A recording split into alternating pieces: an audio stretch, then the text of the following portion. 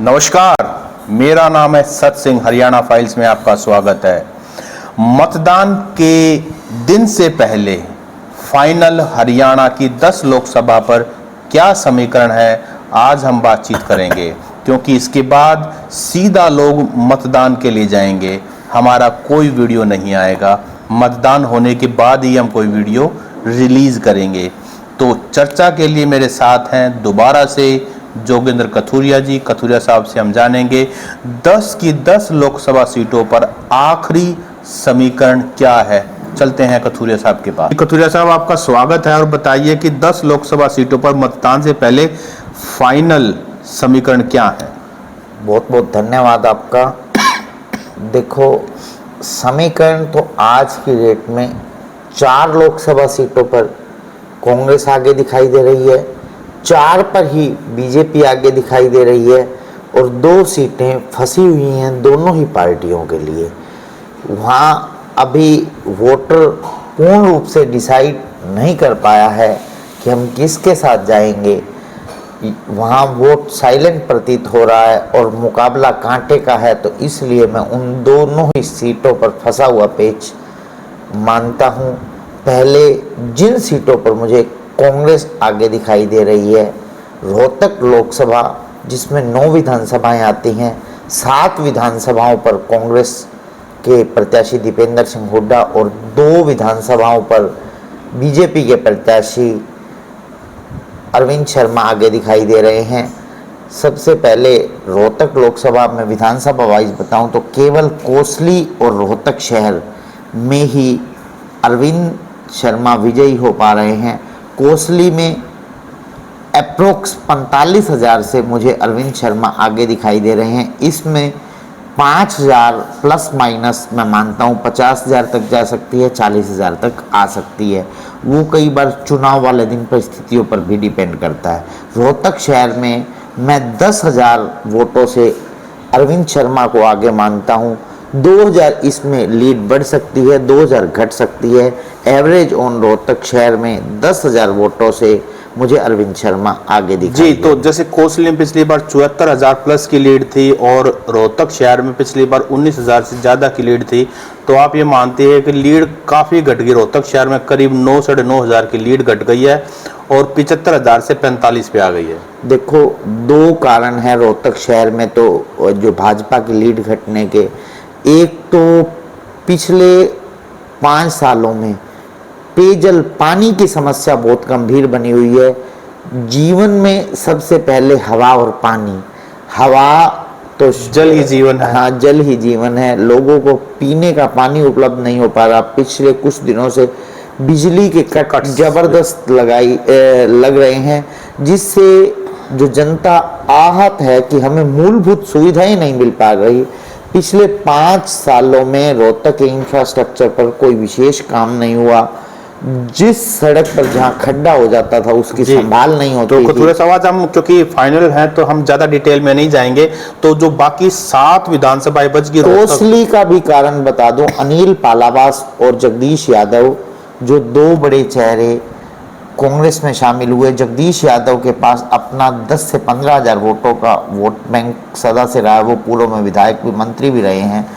तो वो इस बार कांग्रेस में दीपेंद्र सिंह हुड्डा का समर्थन कर रहे हैं। इसलिए कोसली में 100% लीड घट रही है और वो 45 से 50,000 के करीब ही रहने का अनुमान है। यही, और बाकी जो 7 विधानसभाएं हैं, महम में 35 से 40,000 से दीपेंद्र सिंह हुड्डा आगे प्रतीत हो रहे हैं। महम के बाद यदि हम बात करें किलोई विधानसभा से, एवरेज ऑन 60,000 वोटों से मुझे यहाँ कांग्रेस के प्रत्याशी दीपेंद्र सिंह हुड्डा दिखाई दे रहे हैं। इसमें 5,000 की लीड बढ़ भी सकती है, 5,000 की घट भी सकती है।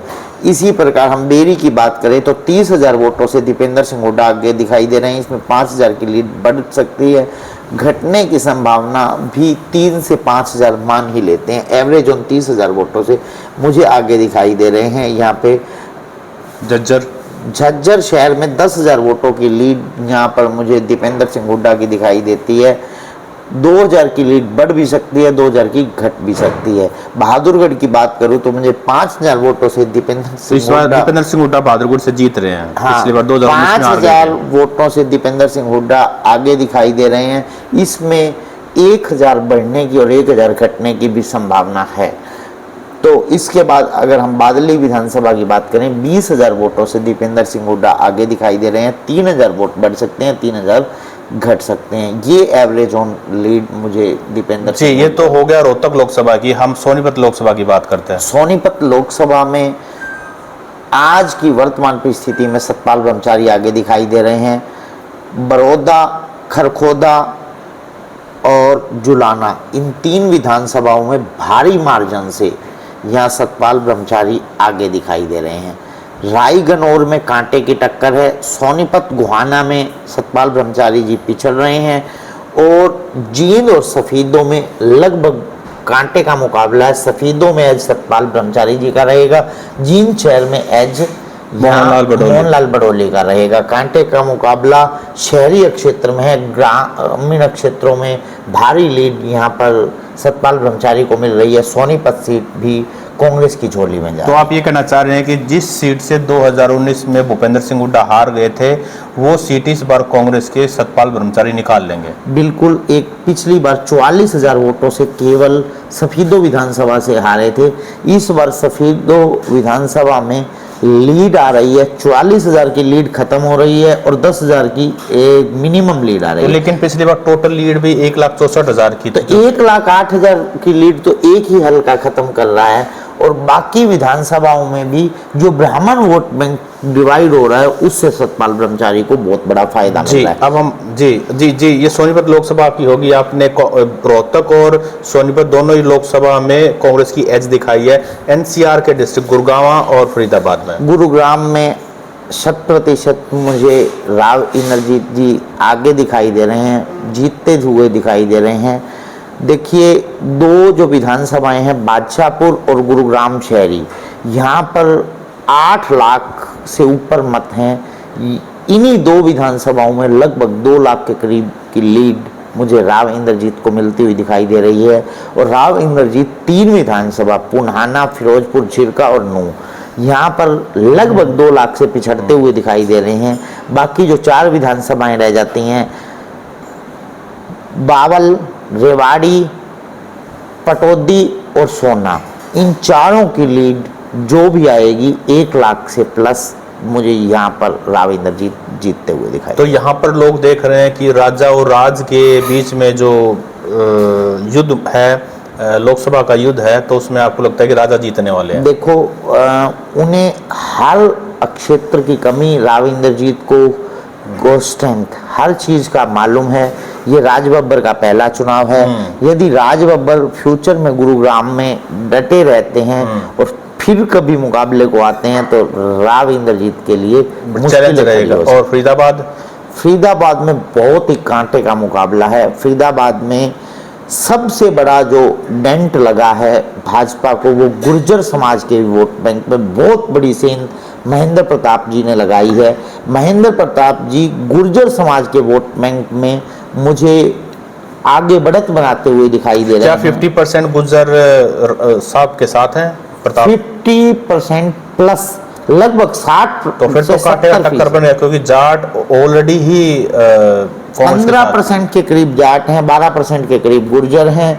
उसके बाद जो मोहम्मडन्स एरिया हैं वहाँ भी यहाँ बढ़त बनाते दिखाई दे रहे हैं महेंद्र प्रताप वहाँ 2 अलग अलग विधानसभाओं से विधायक रहे हैं, तो उनका अपना भी निजी प्रभाव भी है और कृष्ण पाल गुर्जर के प्रति एंटी इनकमेंसी है। वहाँ के लोगों ने इन्हें मतलब ये माना कि इन्होंने प्रॉपर्टी डीलिंग की है, जमीनों का काफी इनके ऊपर आरोप लगते रहे हैं। हाँ, तो यही कारण है कि एंटी इनकमेंसी जो भारी पड़ रही है कृष्ण जी। भिवानी लोकसभा में भी बहुत कांटे का मुकाबला है। अभी मोदी साहब भी होके गए हैं, राहुल गांधी भी आए थे दादरी के अंदर। हाँ जी, मैं आपको एक बात बता देता हूँ। जो भिवानी महेंद्रगढ़ की लोकसभा सीट है उसमें किरण चौधरी का रुख क्या रहता है, किरण चौधरी अपने कितने समर्थकों को क्या संदेश देती हैं, इसी पर आज की डेट में रावदान सिंह बढ़त बनाते दिखाई दे रहे हैं। आपको मैं एक चीज बता दूं, बाडरा, दादरी, लोहारू 3 विधानसभाओं में जबरदस्त मार्जिन से रावदान सिंह आगे हैं। भिवानी में पिछड़ रहे हैं, तो शाम में पिछड़ रहे हैं। उसके बाद महेंद्रगढ़ में आगे हैं, नारनौल, अटेली और नांगल चौधरी, इनमें जबरदस्त मुकाबला है। यदि अहीर वोट बैंक रावदान सिंह की तरफ झुकाव करता है तो रावदान सिंह की जीत में कोई शक नहीं होगा। जी, उसके बाद आते हैं हिसार लोकसभा। हिसार में जयप्रकाश जेपी बढ़त बनाते हुए दिखाई दे रहे हैं। जयप्रकाश जेपी आज की डेट में उचाना, नारनौंद और उकलाना, इन 3 विधानसभाओं में कम से कम 30,000 वोटों से जीत रहे हैं। अधिक से अधिक 40-45,000 तक उनकी लीड जा सकती है इन 3 विधानसभा क्षेत्रों में। बरवाला में लगभग 10 से 15,000 के बीच में वो जीत रहे हैं। आदमपुर में जयप्रकाश जेपी लगभग 5,000 की बढ़त बनाते दिखाई दे रहे हैं। वो भवानी खेड़ा से पिछड़ रहे हैं। जयप्रकाश जेपी नलवा से 5-1 हज़ार वोटों से पिछड़ रहे हैं। जयप्रकाश जेपी हिसार शहर से 20 से 30,000 एवरेज 25,000 वोटों से पिछड़ रहे हैं। दो जो चौटाला की परिवार से वो महिलाएं कहीं भी मुकाबले में दिखाई नहीं दे रही हैं। आज के दिन तो 20 लोकसभा क्षेत्रों पर इनेलो और जेजेपी के प्रत्याशी, 10 प्रत्याशी इनेलो और 10 जेजेपी। जी, मुझे बामुश्किल यहाँ पर अभय सिंह चौटाला की यदि जमानत बच जाए तो बहुत बड़ी नहीं, बात अभय सिंह चौटाला तो कुरुक्षेत्र से लड़ रहे हैं। आपको मैं कह रहा हूँ बामुश्किल इन 20 प्रत्याशियों में से अगर जी, अभय सिंह चौटाला जी, की जमानत बच जी, जाए तो ये बहुत बड़ी जी बात जी। होगी। अब हम आते हैं सिरसा लोकसभा पर, जहाँ कल प्रियंका गांधी होकर देखो सिरसा में बिल्कुल एक तरफा माहौल दिखाई दे रहा है। 8 विधानसभाओं में मैं कॉन्फिडेंट हूँ कि जो मैंने सर्वे किया है उसमें यहाँ कुमारी शैलजा बढ़त बनाते थे। केवल सिरसा शहर में मुकाबला है, वहाँ भी कुमारी शैलजा में भी जीत भी सकती हैं, कांटे का मुकाबला है।